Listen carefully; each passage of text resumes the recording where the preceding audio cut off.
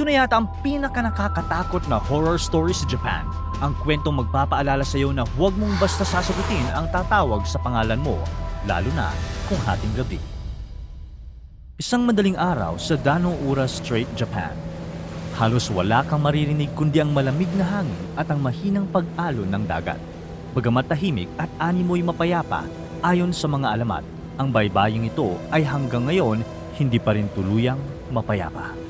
Sinasabing sa pagsapit ng pinakamadilim na oras ng gabi, may mga kakaibang ilaw na tila lumulutang sa ibabaw ng dagat.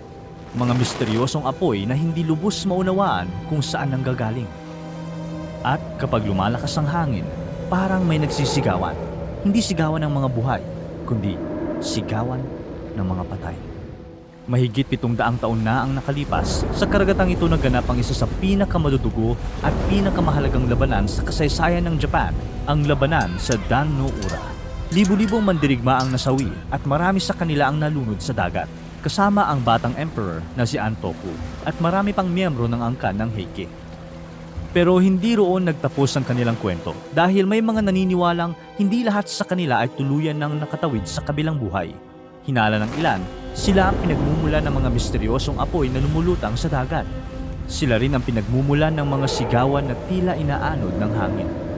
Kaya naman, nagtayo ang mga tao roon ng isang Buddhist temple at mga puntod malapit sa dagat upang ipagdasal ang mga namatay at tulungan silang tuluyan ng matahimik. Pero tila hindi iyon naging sapat. May isang bulag na musikero na kilalang kilala sa pagtugtog ng biwa, isang tradisyonal na Japanese instrument. Madalas niyang buhayin ang kwento ng labanan sa Dan-no-ura sa pamamagitan ng kanyang musika. Dahil sa husay niyang umawit at tumugtog ng biwa, napapaluha maging ang mga nakikinig. Siya si Hoichi. Dahil sa pambihira niyang talento, kinupkup siya ng isang pari at pinatira sa isang Buddhist temple.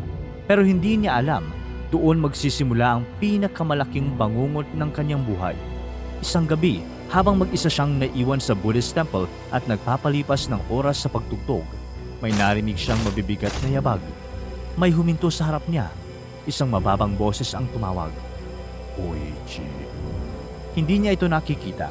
Hindi rin niya alam kung sino ang nasa harap niya. Nagpakilala ang estranghero bilang isang samurai. Mayroon daw itong Panginoon na gustong marinig ang kanyang pagtatanghal. Wala namang dahilan para maghinala si Hoichi. Dahil bulag siya. Hindi siya naghihinalang may anumang kakaiba sa estranghero. Kaya sumama siya. Dinala siya ng samurai sa isang napakalaking mansyon at yun ang akala niya. Bilang isang bulag, hinayaan niyang akayin siya ng samurai habang naglalakad. Tama niya ang mahigpit nitong hawak sa kanyang kamay habang naririnig ang kalansing ng suot nitong balutin. Pagdating nila sa isang napakalaking mansyon, sinalubong siya ng maraming tagapaglingkod. Magalang siyang yumuko at tila matagal na siyang hinihintay.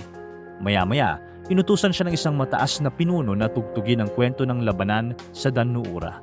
Habang tumutugtog siya, parang muling nabuhay ang digmaan, ang hampas ng alon, ang banggaan ng mga barko, ang pagliparan ng mga pana, at ang sigawan ng mga mandirigma. Nang dumating ang bahagi ng musika kung saan nalunod ang batang emperador, kasama ang maraming babae at bata, biglang napuno ng iyakan ng buong silid. Hindi iyon ordinaryong pag-iyak, kundi matinding pagdadalamhati na parabang sariwa pa rin sa kanilang alaala ang trahedyang iyon. Sa dulo ng pagtatanghal ni Hoichi, bumuhos ang papuri at paghanga ng mga naroon. Muling lumapit ang mataas na pinuno. Inutusan niya si Hoichi na bumalik gabi-gabi upang muling tumugtog. Ngunit may mahigpit na bilin. Hindi niya maaaring sabihin kahit kanino ang tungkol sa lugar na iyon o sa mga taong naroon. Gabi-gabi, bumabalik si Hoichi sa parehong lugar. Gabi-gabi rin niyang tinutugtugan ng misteryosong Panginoon at ang mga kasama nito, hanggang sa mapansin ng mga tao sa templo ang kakaibang nangyayari. Sa tuwing sasapit ang gabi, bigla na lang nawawala ang bulag na musikero. Nagtaka sila. Paano nakakahanap ng daan si Hoichi sa gitna ng dilim? Gayong wala naman siyang kasama sa pag-alis. Isang gabi, tinanong siya ng pari kung saan siya pumupunta, pero nanatiling tikom ang kanyang bibig. Kinagabihan, umalis na naman siya. Ang hindi niya alam, may mga matang lihim na nakamasid sa bawat kilos niya. Kaya isang maulang gabi, nang muli siyang umalis, palihim siyang sinundan ng mga tao mula sa templo. Tahimik nilang sinundan si Hoichi hanggang sa marating nila ang sementeryong itinayo para sa mga nasawi sa labanan sa Dan-no-ura. Nagkatinginan sila. Nagtataka. Bakit naroroon si Huichi? Mag-isa at basang-basa ng ulan. Patuloy na tumutugtog ng kanyang diwa. At sa pagkakataong iyon, nakaharap siya mismo sa puntod ng batang emperador na si Antoku. Sa paligid niya, may mga kakaibang ilaw na tila lumulutang sa dilim. Para bang may mga nakikinig sa kanyang pagtatanghal. Pero wala silang makitang kahit isang tao. Sa takot, agad nilang kinuha si Huichi at dinala pabalik sa templo.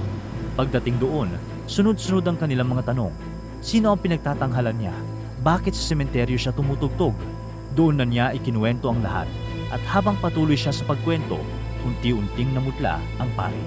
Isa-isang ikinuwento ni Huichi ang lahat. Ang misteryosong samurai, ang napakalaking mansyon, at ang mga gabi-gabi niyang pagtatanghal sa harap ng isang makapangyarihang Panginoon. Matapos marinig ang lahat, ipinaliwanag ng pari ang nakakakilabot na katotohanan. Hindi mga tao ang mga bisita ni Huichi, kundi mga espiritu ng mga namatay sa labanan sa Dan-no-ura.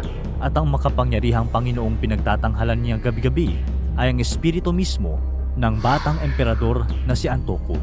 Sinabi rin ng pari na sa bawat gabing sinusunod ni Huichi ang kanilang utos, mas lalo siyang napapalapit sa mga espiritu at kung magpapatuloy pa iyon, maaaring hindi na siya tuluyang makabalik sa mundo ng mga buhay. Nauunawaan ng pari na nalinlang lang si Huichi at kung wala siyang gagawin, maaaring hindi na ito abutan ng araw. Bago sumapit ang gabi, isinulat niya sa buong katawan ni Huichi ang mga banal na mga sutra, mga sagradong kasulatan ng Budismo. Ayon sa paniniwala, ang mga sutra ay nagsisilbing proteksyon laban sa masasamang espiritu, mula ulo hanggang paa. Pagkatapos, pinaupo niya si Huichi sa beranda ng Buddhist temple. Tinanggal ang kanyang damit upang manatiling nakikita ang mga sutra at mahigpit siyang binalaan. Anuman ang marinig, huwag gagalaw, huwag magsasalita, huwag sasagot. Pagsapit ng gabi, tahimik na naghihintay si Huichi. Wala siyang ibang ginawa kundi manatiling nakaupo habang pilit na nilalabanan ang kanyang takot. Makalipas ang ilang sandali, muli niyang narinig ang mabibigat na yabag. Kasunod nito, ang isang pamilyar na boses. Huichi. Tahimik lang siya. Huichi. Halos hindi na siya makahinga dahil sa naririnig, pero hindi pa rin siya kumilos. Hindi rin siya sumagot. Maya-maya, lumapit ang nilalang at nagsalita. Nandito ang diwa, pero nasaan ang tumutugtog? Hindi pa rin sumasagot si Huichi. Ilang sandali pa, may isa pang sinabi ang misteryosong boses. Dalawang tainga lang ang nakikita ko. Sa kasamaang palad, may parte ng katawan ni Huichi ang nakalimutang sulatan ng pari ng mga sutra. Ito ang kanyang dalawang tainga. At dahil yun lang ang nakikita ng espiritu, mahigpit nitong sinunggaban ang magkabilang tainga ni Huichi. Parang bakal ang higpit ng kapit nito. Sa isang malakas na hatak, ramdam ni Huichi na tila napunit ang laman sa magkabilang gilid ng kanyang ulo. Sa sobrang sakit, halos mawala ng malay si Huichi. Pero pinilit niyang huwag sumigaw. Hindi siya gumalaw, hindi rin siya sumagot. Pagsikat ng araw, bumalik ang pari sa templo. At doon niya napansin ang kanyang nakamamatay na pagkakamali. Lahat ng bahagi ng katawan ni Huichi ay natakpan ng mga sutra, maliban sa kanyang dalawang tainga. Kaya si Huichi, duguan, patuloy na tumutulo ang dugo mula sa magkabilang gilid ng kanyang ulo. Nagamot si Huichi at matapos ang gabing iyon, hindi na siya muling ginambala ng mga espiritu. Pero habang buhay niyang dinala ang naging kapalit. Mula noon, nakilala siya sa pangalang Huichi the Earless. Dahil sa nangyari, lalo pang sumikat si Huichi bilang musikero at marami ang nagpunta upang marinig ang kanyang mga pagtatanghal. Hanggang ngayon, isa pa rin ito sa pinakasikat na ghost story sa Japan.